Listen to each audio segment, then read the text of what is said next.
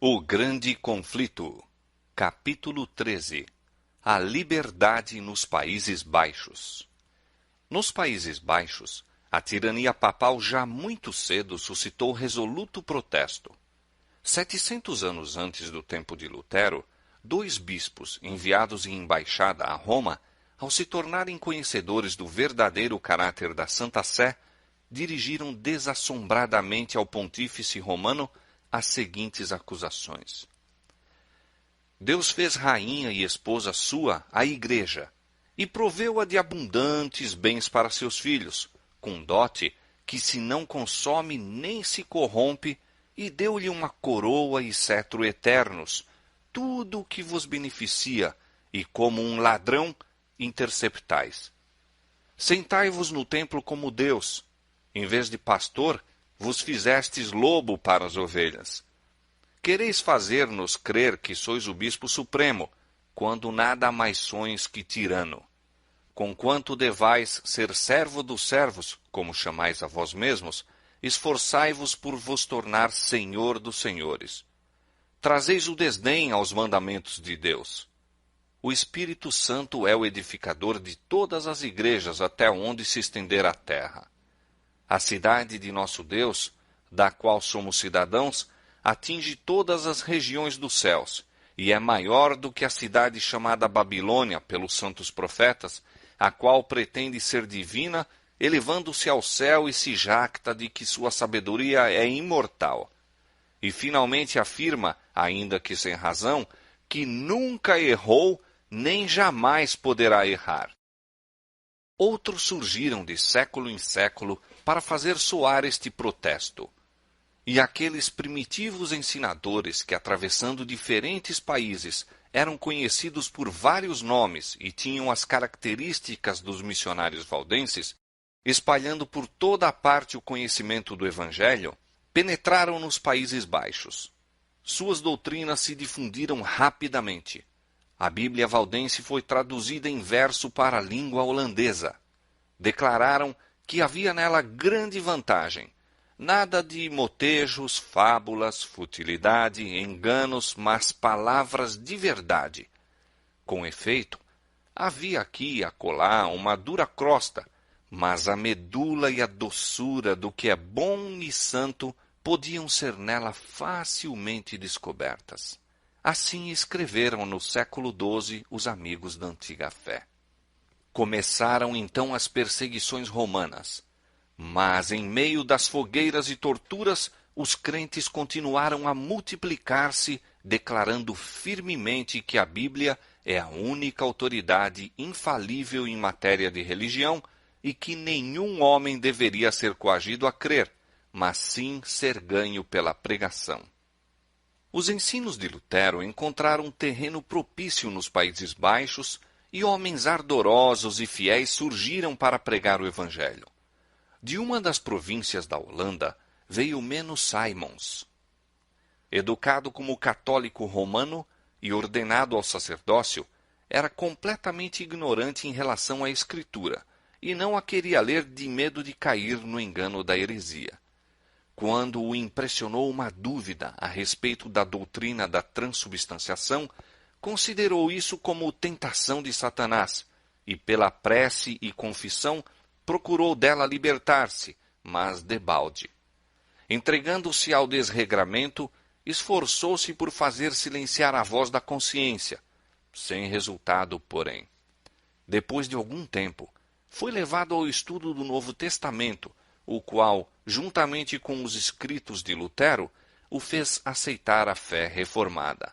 Logo depois, testemunhou numa aldeia vizinha a decapitação de um homem, morto por ter sido rebatizado. Isto o levou a estudar na Bíblia a questão do batismo infantil. Não pôde encontrar prova para ele nas Escrituras, mas viu que o arrependimento e a fé eram tudo o que se exigia como condição para receber o batismo.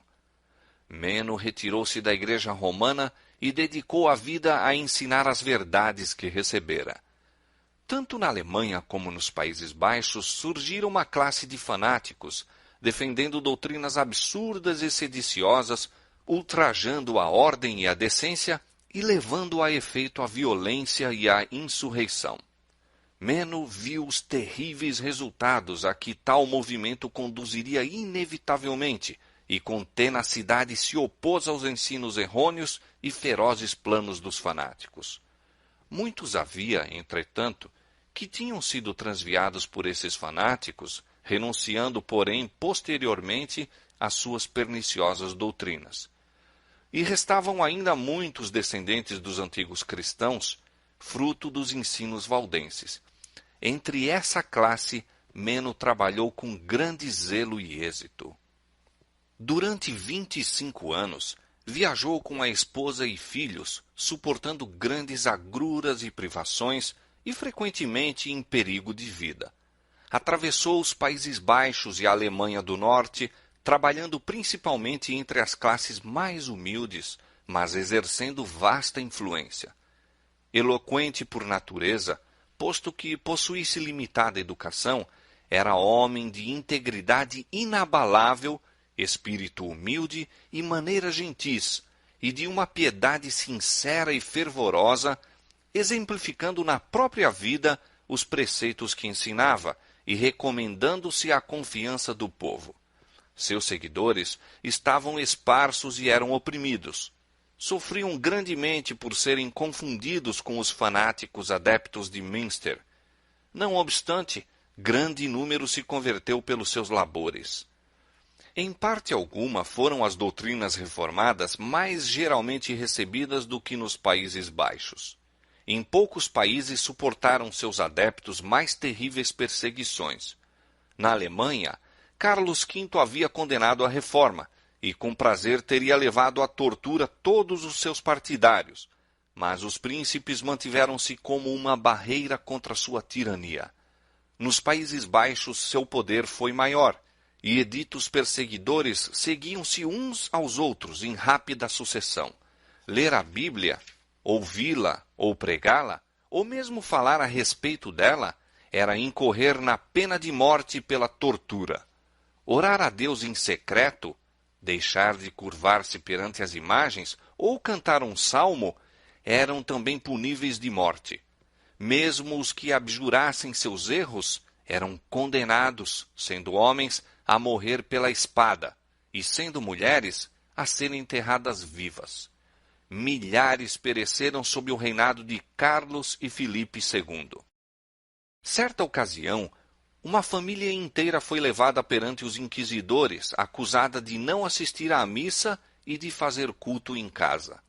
Ao serem examinados quanto às suas práticas particulares, respondeu o filho mais moço: "Pomo-nos de joelhos e oramos para que Deus nos ilumine a mente e perdoe os pecados.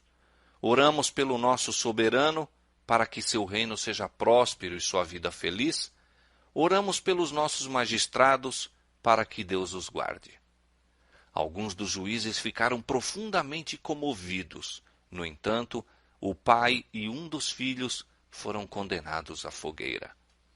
A cólera dos perseguidores igualava-se à fé que tinham os mártires. Não somente homens, mas delicadas senhoras e moças ostentavam coragem inflexível. Esposas tomavam lugar junto aos suplícios de seus maridos, e enquanto estes suportavam o fogo, elas balbuciavam palavras de consolação ou cantavam salmos para animá-los. Jovens se deitavam vivas nas sepulturas, como se estivessem a entrar em seu quarto para o sono noturno, ou saíam para o cadafalso e para a fogueira, trajando seus melhores vestidos, como se fossem para o casamento. Como nos dias em que o paganismo procurou destruir o Evangelho, o sangue dos cristãos era semente. A perseguição servia para aumentar o número das testemunhas da verdade. Ano após ano, o monarca, despeitado até a loucura pela resolução invencível do povo, persistia na obra cruel, mas debalde. Sob o nobre Guilherme de Orange, a Revolução trouxe finalmente à Holanda liberdade de culto a Deus. Nas montanhas de Piemonte, nas planícies da França e praias da Holanda, o progresso do Evangelho foi assinalado com o sangue de seus discípulos. mas nos países do norte encontrou pacífica entrada. Estudantes em Wittenberg, voltando para casa, levaram a fé reformada para a Escandinávia. A publicação dos escritos de Lutero também propagou a luz. O povo simples e robusto do norte deixou a corrupção, a pompa e as superstições de Roma para acolher a pureza, a simplicidade e as verdades vitais da Bíblia. Tausen, o reformador da Dinamarca, era filho de camponês. Desde a infância deu mostras de vigoroso intelecto. Tinha sede de saber, mas este desejo lhe foi negado pelas circunstâncias em que seus pais se achavam, e entrou para o claustro. Ali, sua pureza de vida, bem como diligência e fidelidade, conquistaram a benevolência de seu superior. O exame demonstrou possuir talento que prometia em algum futuro bons serviços à igreja. Foi decidido dar-lhe educação em uma das universidades da Alemanha ou dos Países Baixos. Concedeu-se ao jovem estudante permissão para escolher por si mesmo uma escola, com a condição de que não fosse a de Wittenberg. Não convinha expor o educando ao veneno da heresia. Assim pensaram os frades. Tausen foi para Colônia, que era então como hoje um dos baluartes do romanismo. Ali logo se desgostou com o misticismo dos escolásticos. Aproximadamente por esse mesmo tempo, obteve os escritos de Lutero. Leu-os com admiração e deleite, desejando grandemente o privilégio de receber instrução pessoal do reformador. Mas, para fazer isso, deveria arriscar ofender a seu superior e privar-se de seu arrimo. Decidiu-se logo e, pouco tempo depois, se matriculou na Universidade de Wittenberg. Voltando à Dinamarca, de novo se dirigiu a seu mosteiro. Ninguém, por enquanto, o suspeitava de luteranismo. Não revelou seu segredo, mas, sem despertar preconceitos dos companheiros, esforçava-se por levá-los a uma fé mais pura e vida mais santa. Expôs-lhes a Bíblia e explicou seu verdadeiro sentido, pregando-lhes finalmente a Cristo como a justiça do pecador e sua única esperança de salvação. Grande foi a ira do prior, que nele havia depositado extraordinárias esperanças como valoroso defensor de Roma. Foi logo removido de seu mosteiro para outro e confinado à cela sob estrita fiscalização. Para o terror de seus novos guardiães, vários dos monges logo se declararam conversos ao protestantismo. Através das barras da cela, Tausen comunicara aos companheiros o conhecimento da verdade. Fossem aqueles padres dinamarqueses peritos no plano da igreja de como tratar a heresia, e a voz de Tausen jamais teria sido de novo ouvida. Mas, em vez de o confiar ao túmulo em alguma masmorra subterrânea, expulsaram-no do mosteiro. Estavam, então, reduzidos à impotência. Um edito real, apenas promulgado, oferecia proteção aos ensinadores da nova doutrina. Tausen começou a pregar. As igrejas lhe foram abertas e o povo reunia-se em multidão para ouvi-lo. Outros também estavam a pregar a palavra de Deus. O Novo Testamento, traduzido para a língua dinamarquesa, circulou amplamente.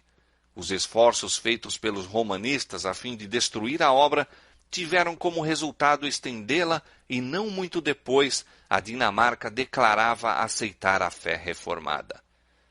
Na Suécia, também, jovens que haviam bebido da fonte de Wittenberg levaram a água da vida a seus patrícios. 2 dos dirigentes da reforma sueca, Olavo e Lourenço Petri, filhos de um ferreiro de Orebro, estudaram com Lutero e Melanchthon e foram diligentes em ensinar as verdades que assim aprenderam.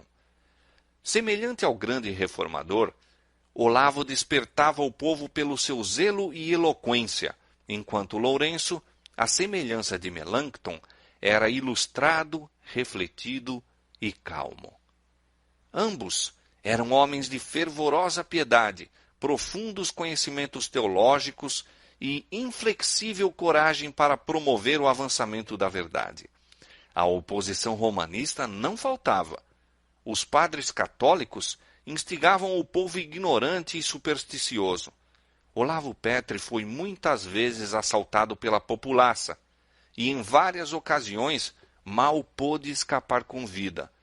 Estes reformadores eram, entretanto, favorecidos e protegidos pelo rei. Sob o domínio da Igreja de Roma, o povo estava submerso na pobreza e atormentado pela opressão. Destituídos das Escrituras e tendo uma religião de meras formas e cerimônias, que não transmitia luz ao espírito, estavam a voltar às crenças supersticiosas e práticas pagãs de seus antepassados gentios. A nação achava-se dividida em facções contendoras, cuja perpétua luta aumentava a miséria de todos. Resolveu o rei fazer uma reforma no Estado e na Igreja e recebeu com agrado aqueles hábeis auxiliares na batalha contra Roma. Na presença do monarca e dos principais homens da Suécia, Olavo Petri, com grande habilidade, defendeu contra os campeões romanos as doutrinas da fé reformada. Declarou que os ensinos dos pais da Igreja deviam ser recebidos apenas quando estivessem de acordo com as Escrituras. E as doutrinas essenciais da fé são apresentadas na Bíblia de maneira clara e simples, de modo que todos os homens as possam compreender. Disse Cristo: a minha doutrina não é minha, mas daquele que me enviou. E São Paulo declarou que se pregasse outro evangelho, a não ser aquele que recebera, seria anátema. Como, pois, disse o reformador, pretenderão outros, a seu bel prazer, decretar dogmas, impondo-os como coisa necessária à salvação? Demonstrou que os decretos da Igreja não têm autoridade quando em oposição aos mandamentos de Deus, e insistiu no grande princípio protestante de que a Bíblia e a Bíblia só é a regra de fé e prática. Esta contenda, posto que travada em cenário relativamente obscuro, serve para mostrar-nos a qualidade de homens que formava a maior parte do exército dos reformadores. Longe de serem analfabetos, sectaristas, controversistas ruidosos, eram homens que haviam estudado a palavra de Deus e bem sabiam como manejar as armas com que os supria o arsenal da Escritura. Com respeito à erudição, antecipavam-se a seu tempo. Quando fixamos a atenção em centros brilhantes como Wittenberg e Zurique, e em ilustres nomes, tais como os de Lutero e Melanchthon, de Zwinglio e Oecolampadius, dir-se-nos-á talvez que foram esses os dirigentes do movimento, e, naturalmente, deveríamos esperar neles prodigioso poder e vastas aquisições. Os subordinados, porém, não eram como eles. Mas volvamos ao obscuro teatro da Suécia e aos humildes nomes de Olavo e Lourenço Petri, desde os mestres até os discípulos, que encontramos? Eruditos e teólogos, homens que perfeitamente se assenhorearam de todo o sistema das verdades evangélicas e que ganharam vitória fácil sobre os sofismas das escolas e dos dignitários de Roma. Como resultado desta disputa, o rei da Suécia aceitou a fé protestante e, não muito tempo depois, a Assembleia Nacional declarou-se a seu favor. O Novo Testamento fora traduzido por Olavo Petri para a língua sueca e, atendendo ao desejo do rei, os dois irmãos empreenderam a tradução da Bíblia inteira. Assim, pela primeira vez, o povo da Suécia recebeu a palavra de Deus em sua língua materna. Foi ordenado pela dieta que por todo o reino os pastores explicassem as Escrituras e que às crianças nas escolas se ensinasse a ler a Bíblia. Ininterrupta e seguramente, as trevas da ignorância e superstição foram dissipadas pela bem-aventurada luz do Evangelho. Liberta da opressão romana, a nação atingiu força e grandeza que nunca dantes havia alcançado. A Suécia tornou-se um dos baluartes do protestantismo. Um século mais tarde, em tempo de grave perigo, esta pequena e até ali fraca nação, a única na Europa que ousou prestar auxílio, foi em livramento da Alemanha nas terríveis lutas da Guerra dos 30 Anos. Toda a Europa do Norte parecia a ponto de novamente cair sob a tirania de Roma. Foram os exércitos da Suécia que habilitaram a Alemanha a desviar a onda do êxito papal, a conquistar tolerância aos protestantes, calvinistas bem como luteranos, e a restabelecer a liberdade de consciência nos países que haviam abraçado a reforma.